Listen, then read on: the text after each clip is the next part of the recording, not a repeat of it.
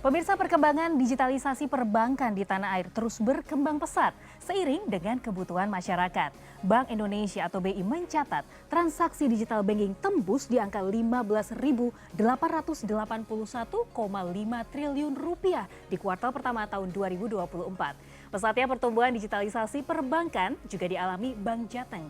Pengguna mobile banking Bank Jateng mencapai 706.031 nasabah dengan pengguna aktif 81% lebih atau 572.393 pengguna. Digitalisasi perbankan Bank Jateng ini tidak hanya bermanfaat bagi masyarakat umum, namun juga transaksi korporasi termasuk menunjang transaksi pemerintah daerah. Dan untuk membahas itu semua termasuk bagaimana sisi keamanan dalam digitalisasi perbankan, sudah bergabung bersama kami Director of IT, Consumer and Network Bank Jateng, Bapak Dodit Wiweko Probojati. Pak Dodit, terima kasih sudah bergabung bersama kami di CNN Indonesia. Dengan senang hati, apa kabar Melisa? Alhamdulillah sehat pastinya, karena menarik sekali kita hari ini akan berbincang soal digitalisasi. Nah, ini kalau kita bicara soal digitalisasi sendiri pastinya terus berkembang pesat terutama pada saat pandemi COVID-19. Karena pada saat itu gaya hidup semua orang pastinya berubah. Saya yakin Bapak juga ikut berubah gaya hidupnya. Semakin dekat kita dengan yang namanya teknologi, digital dan lain sebagainya. Nah, bisa dijelaskan mungkin bagaimana pertumbuhan digitalisasi yang terjadi di Bank Jateng sendiri pada saat itu, mungkin setiap tahunnya hingga tahun ini. Dan apakah mungkin dari Bank Jateng juga merasakan pertumbuhan digitalisasi Bapak terkait pandemi COVID-19 yang lalu? Benar Melisa, jadi kita semua tidak ada yang terkecuali ya, semuanya merasakan dampak pandemi. Bank Jateng pada saat 2020, 2021, 2022 itu juga mengalami pertumbuhan yang sedikit terkoreksi. Dan yang benar yang kedua adalah bahwa akhirnya masyarakat termasuk nasabahnya Bank Jateng itu kemudian terpaksa menggunakan smartphone-nya untuk bertransaksi pada saat pandemi. Nah, karena terpaksa jadi biasa dan sekarang jadi bisa. Sehingga tadi yang Melisa katakan, pertumbuhan penggunanya sangat pesat dan sekarang sudah adoption rate-nya, kalau kami sebut sebagai adoption rate itu 81%. Adoption rate 81% itu bagus karena kalau dibandingkan dengan bank-bank yang lebih besar misalkan itu angkanya juga di sekitar segitu. Jadi kami di Bank Jateng merasakan bahwa pandemi di satu sisi adalah blessing ya, yang membuat sehingga masyarakat lebih mudah, lebih nyaman, lebih aman, bertransaksi di mana saja, kapan saja, menggunakan smartphone-nya. Gitu. Wah, ini menarik karena tadi dikatakan terpaksa, sekarang jadi terbiasa. Sudah jadi habit juga untuk kita semua pastinya ya Pak ya. Tapi bicara soal mobile banking ini juga menarik. Karena pasti banyak sekali pelayanan-pelayanan nasabah yang diberikan dari mobile banking tersebut supaya transaksinya juga lebih mudah pastinya Pak ya. Nah, bisa dijelaskan mungkin pelayanan apa saja begitu yang ada di mobile banking dari Bank Jateng Ya, sendiri? kami sebut produk mobile bankingnya Bima. Bima. Jadi memang nama-nama produk di Bank Jateng itu seperti nama-nama pewayangan ya, tokohnya Bima, tokoh Arjuna ya? gitu dan seterusnya. Nah, mobile banking itu kami sebut dengan namanya Bima, gagah dan besar gitu ya. Nah, jadi pelayanan pretty much hampir sama dengan semua mobile banking yang ada di perbankan di Indonesia ya. 6 dari 10 orang yang menggunakan mobile banking Bank Jateng itu menggunakannya untuk transfer.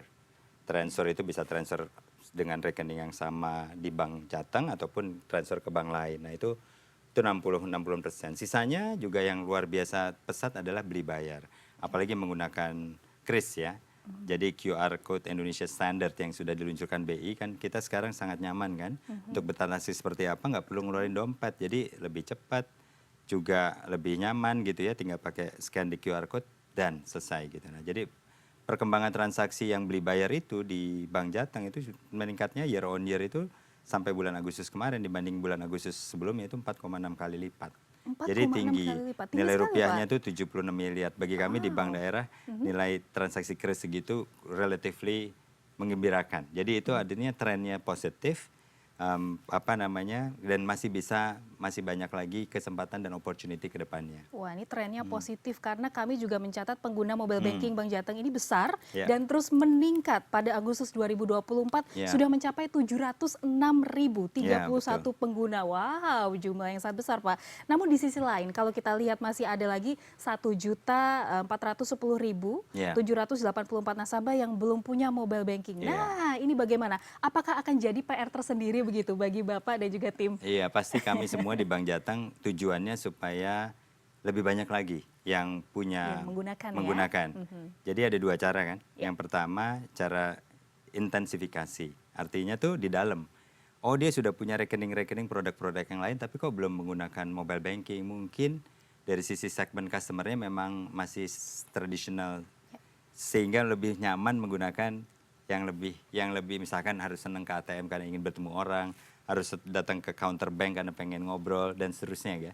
Jadi itu tetap ada segmen segitu. Nah, untuk existing customer yang belum itu juga kami dorong. Yang kedua adalah eksternalisasi itu adalah bagaimana mencari di luar, ya kan, di luar dari Bank Jateng kan kita tahu penduduk Jawa Tengah itu ada 35-38 juta penduduk. Dan kalau kita lihat populasi itu kita ambil setengahnya saja yang bankable misalkan, kemudian diambil lagi persentase yang di usia produktif dan seterusnya kan bisa kita analisa ya. Sehingga sebenarnya potensi untuk menambahkan new customer sebenarnya masih sangat tinggi.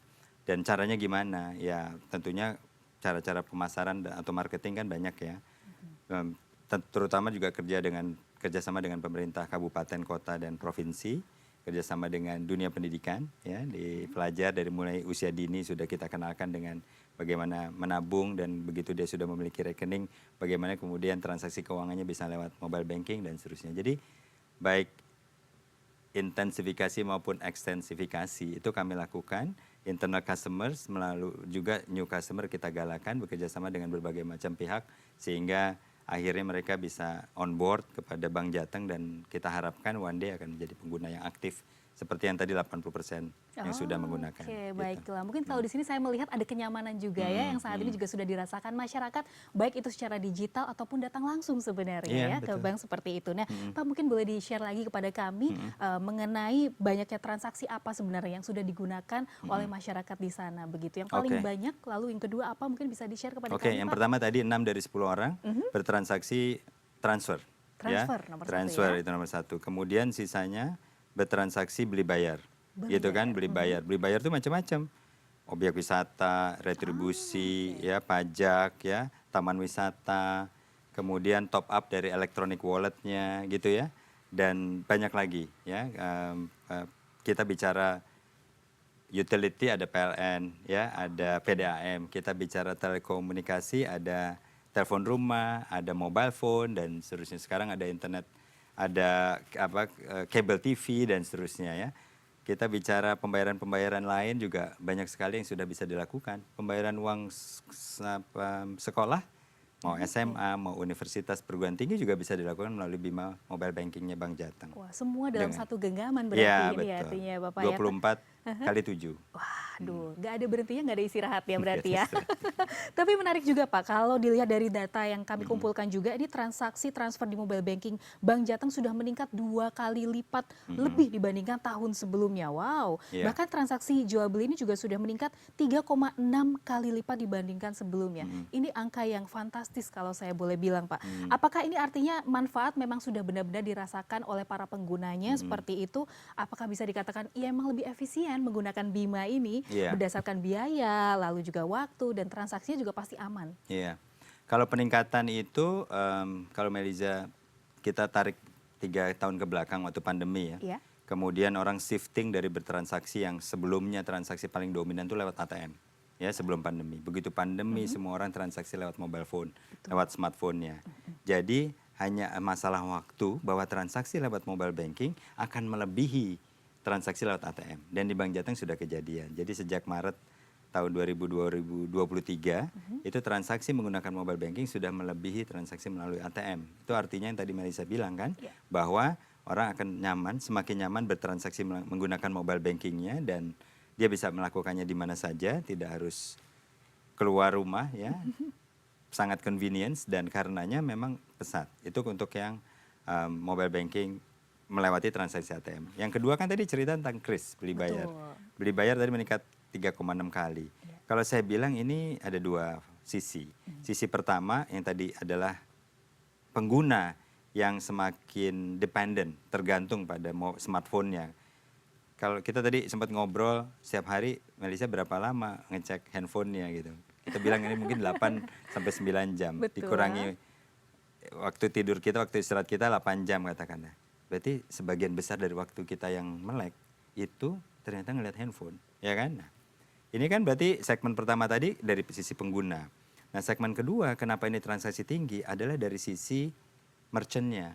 Merchant itu dulu harus masukkan kartu ke dalam suatu alat yang namanya Electronic Data Capture, EDC, ya kan? Kemudian masukin PIN, nunggu itu struknya keluar, bener kan?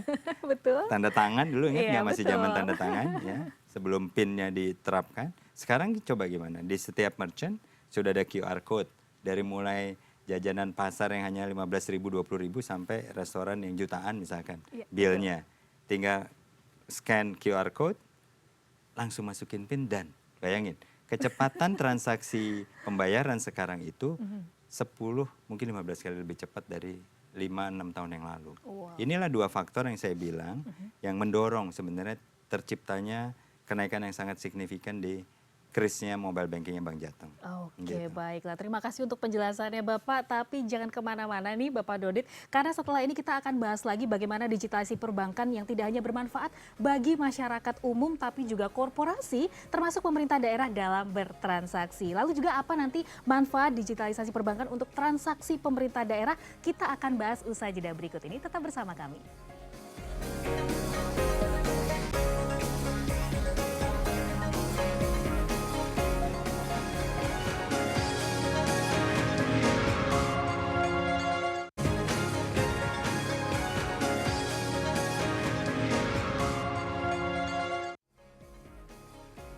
Terima kasih pemirsa, Anda masih bersama kami di Indonesia Forward bersama Director of IT, Consumer and Network Bank Jateng, Bapak Dodit Wiweko Probojakti. Kita lanjut obrolin lagi Pak, karena Oke. ini menarik juga.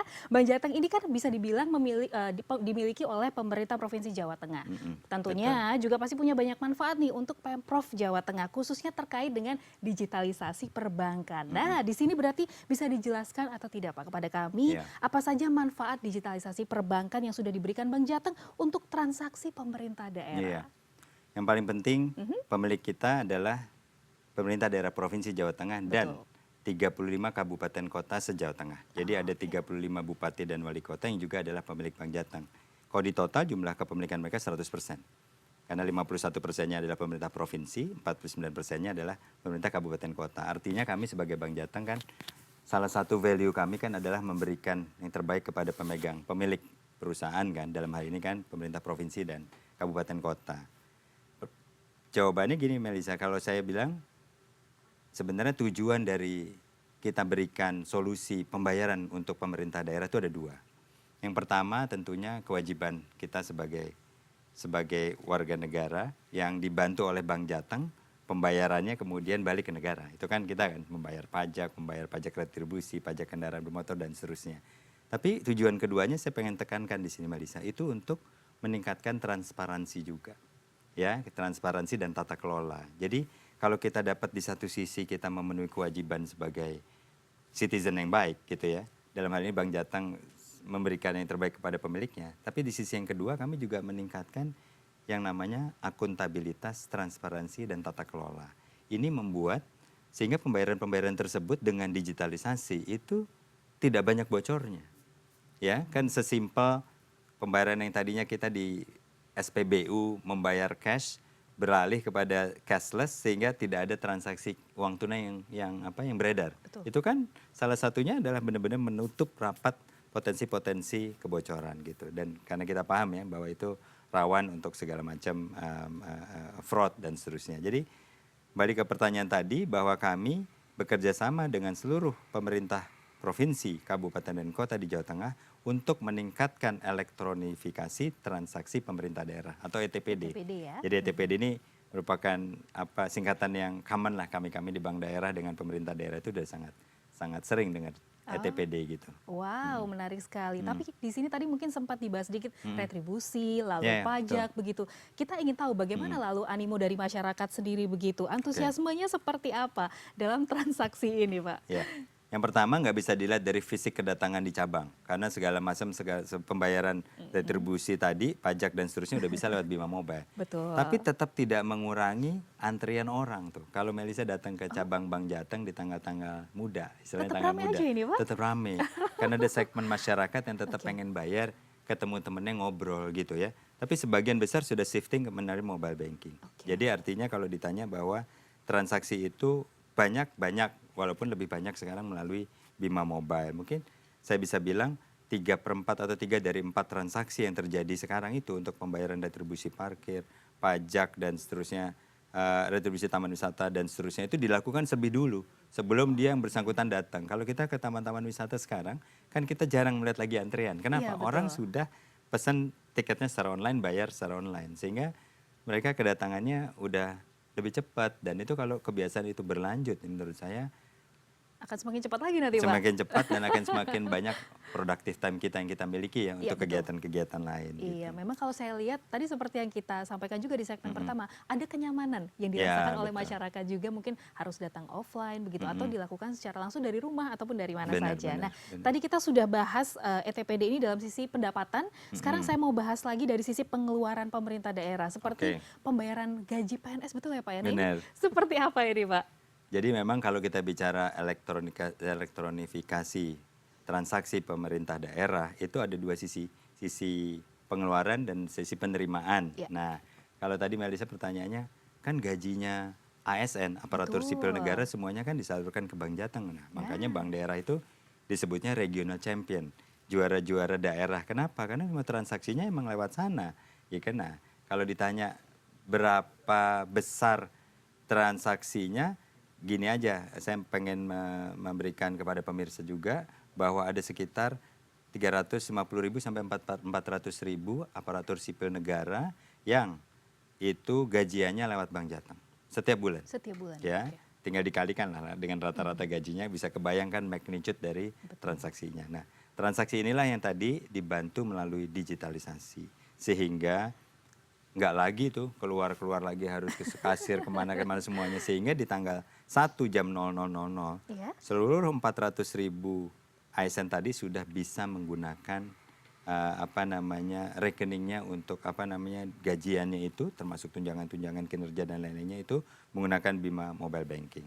Oh. Jadi faktanya begitu, karena memang kita tuh memiliki diberikan kelebihan yang disebut banyak orang sebagai captive market, market yang udah jelas, yang pasti ini marketnya bank daerah. Kenapa ya? Karena semua gajinya pegawai negeri sipil dan ASN itu lewat bank daerah gitu loh. Betul, sudah ada sistemnya jadi lebih mudah lagi begitu Ya, ya benar-benar. untuk Kami pemberian. sistemnya udah kami bikinkan juga. Iya, nah yang jadi pertanyaan juga apakah saat ini seluruh pemerintah kabupaten kota juga sudah menggunakan ETPD ini Pak? Iya. Nah dan juga mungkin keuangan desa seperti apa? Apakah Iya, itu juga betul. menggunakan Pak?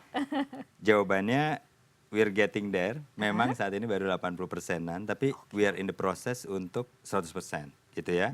Dari 35 kabupaten kota. Dari 8 ribuan desa di Provinsi Jawa Tengah, kita juga we're getting there. Jadi lagi dalam proses digitalisasi sehingga transaksi-transaksi keuangan desa juga bisa lewat digitalisasi. Kita juga membantu yang namanya SIPD. SIPD itu Sistem Informasi Pemerintah Daerah. Jadi seluruh informasinya juga kami bantu secara digital sehingga mereka bisa lebih efektif, lebih efisien dalam bekerja, lebih produktif dalam bekerja, koordinasinya juga lebih bagus dan seterusnya. Jadi kalau saya nggak bayangin itu meeting-meeting kami dengan pemerintah kabupaten, kota, pemerintah provinsi sekarang itu menampilkan tuh banyak angka-angka, data-data itu yang nggak perlu bawa lagi lembaran banyak paper gitu loh Melisa. Jadi Semua udah sudah ditampilkan digital di ya, dalam tidak satu ditampilkan. layar, kemudian kita ceritain gitu apa saja yang ingin kita lakukan dan akhirnya meetingnya lebih produktif dan lebih fruitful ya. Gitu. Karena mungkin hasilnya langsung muncul di situ Hasilnya ya begitu muncul, ya. kelihatan analisanya seperti apa, kajiannya seperti apa dan seterusnya. Gitu. Menarik sekali. Dan memang saat ini kan masyarakat tidak lepas dari penggunaan gadget ya. Kita sudah Betul. dekat sekali deh dengan yang namanya gadget ini pastinya. Karena memudahkan dalam transaksi elektronik yang berkaitan dengan pendapatan dan juga pengeluaran daerah. Nah, apakah Bank Jateng di sini sudah menyediakan juga aplikasi mobile terkait hal ini dan manfaatnya apa saja yang bisa digunakan dari aplikasi mobile ini? Jadi kalau kita bicara untuk tadi saya katakan pemerintah daerah sebagai captive market ya. Betul. Tapi juga ingat loh, badan usaha milik daerah juga banyak Melisa. Ya kan, salah satunya misalkan RSUD, Rumah Sakit Umum Daerah. Nah, kami memberikan solusi host to host dengan RSUD. Host to host itu gini cara kerjanya. begitu kayak sistemnya Bank Jateng dan sistemnya RSUD di Provinsi Jawa Tengah itu di salah satu kabupaten atau kota itu sudah connect secara host to host, semua transaksi akan bisa transparent.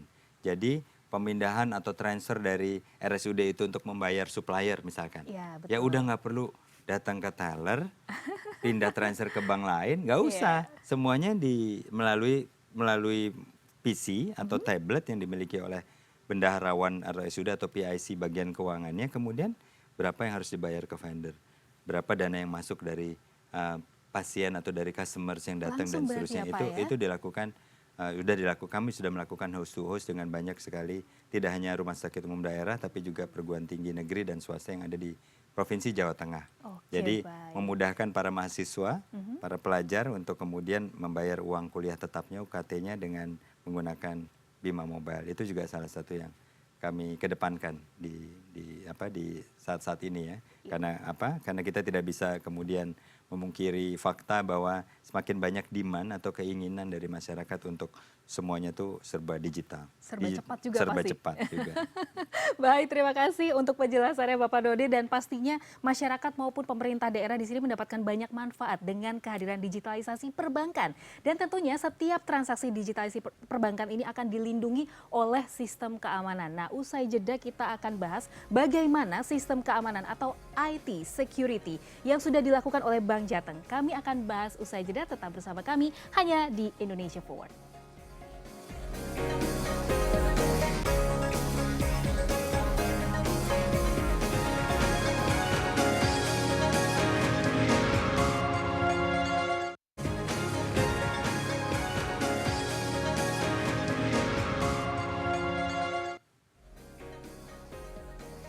Terima kasih Anda masih di Indonesia Forward, dan kita masih bersama dengan Director of IT, Consumer and Network Bank Jateng, Bapak Dodit Wiweko Proboyakti. Pak Dodit, ini kan menarik sekali kalau kita bicara soal digitalisasi perbankan, pasti nggak lepas dong dari yang namanya IT security atau keamanan IT. Nah, Betul, Pak. bagaimana di sini dari Bank Jateng sendiri, Pak, menyikapi hal ini? Apakah ini juga masuk dalam rencana bisnis atau RBB untuk menguatkan sistem keamanan IT? Soalnya saya yakin nih masyarakat kadang-kadang suka belum ada trust begitu Pak. Nah, I see. ini bagaimana Oke. Pak? Yang paling penting menjawabnya adalah bahwa bagi Bank Jateng, IT security itu merupakan hal yang sangat penting dan menjadi prioritas utama kita saat ini. Saya bisa berikan alasannya, Meliza. Iya.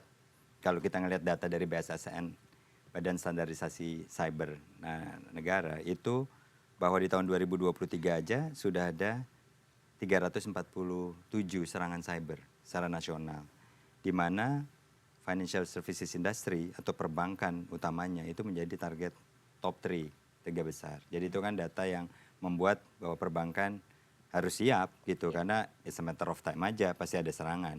Yang kedua, saya mau ambil dari sisi regulasi. Jadi ada 2 peraturan BI maupun peraturan OJK yang mensyaratkan, memandatkan bank harus menguatkan ketahanan, sistem keamanan dan ketahanan untuk menghindari dari serangan cyber.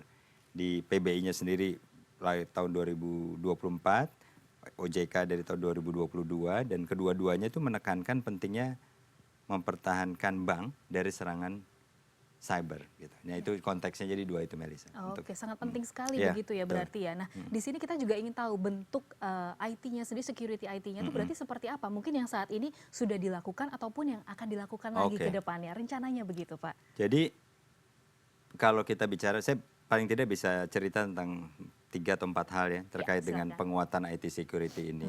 Yang pertama, aspek kepatuhan terhadap regulasi. Jadi Bank Jateng itu udah pasti akan sangat patuh terhadap regulasi. Tadi saya katakan regulatornya baik Bank Indonesia sebagai yang mengawasi sistem pembayaran maupun OJK sebagai supervisornya perbankan gitu, itu pasti akan melihat kepatuhan bank terhadap peraturan-peraturan tentang keamanan dan ketahanan terhadap serangan cyber. Itu yang pertama. Yang kedua, struktur organisasi IT security juga harus dikuatkan. Kalau saya bicara struktur organisasi, saya bicara human capitalnya, orangnya, people sebagai asetnya. Kita harus selalu from time to time secara continuous harus kita tingkatkan skill setnya sehingga mereka lebih cepat responsif terhadap apa-apa yang ada di industri, apa yang ada di market tentang serangan cyber gitu. Itu dari sisi organisasinya. Yang ketiga dari sisi tata kelola. Kalau saya bicara dari sisi tata kelola, bagaimana menata kelolakan IT security ini supaya bisa lebih cepat dan tanggap terhadap itu. Ya, nah, saya kasih contoh bahwa eh, OJK selaku pengawas perbankan pada khususnya mensyaratkan bahwa IT security itu sudah tidak boleh ada di bagian bawah dari struktur organisasi IT. Dia harus paling tidak mendekati ataupun sejajar dengan level divisi atau grup IT yang ada di perbankan. Nah, jadi dari 3 aspek itu udah bisa menjawab pertanyaan Meliza. Saya tambahin satu lagi yang terakhir, aspek kesiapan dari infrastrukturnya.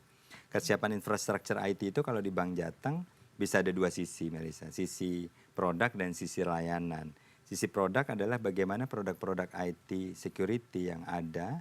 Sebagai salah satu contohnya kita memiliki Security Operation Center yang bisa mendeteksi dini serangan cyber, dan kita juga memiliki Fraud Detection Center yang bisa juga melakukan deteksi secara dini berdasarkan perilaku dari customer.